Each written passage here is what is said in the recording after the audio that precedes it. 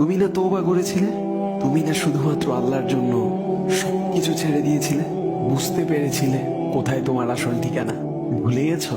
আবার কোন পাপ তোমায় গ্রাস করে নিল?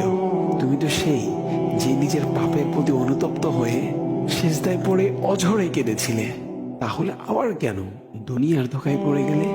কেন ভুলে গেলে কোথায় তোমার আসল গন্তব্য? তুমি কি হার মেনে নিয়েছো নফসের কাছে? তুমি এত দুর্বল, ভুলে গেছো তুমি কার বান্দা? কে তোমার রব? তোমার রব তো সর্বশক্তিমান। সর্বশক্তিমানের বান্দা আবার কখনো দুর্বল হয় নাকি? মৃত্যু পর্যন্ত লড়ে যাও তুমি। শয়তানকে দেখিয়ে দাও তোমার ইমানের পাওয়ার। শয়তানের ধোকায় পড়ে অনেক পাপ করে ফেলেছো, তাই নিরাশ হয়ে গেছো তুমি, তাই না? তুমি কি জানো না তোমার রব কতটা মহান? তিনি তো তোমাকে ক্ষমা করার জন্য অপেক্ষা করছেন। তাই ফিরে আসো সেই রবের দুয়ারে, যার দুয়ার কখনো বন্ধ হয় না।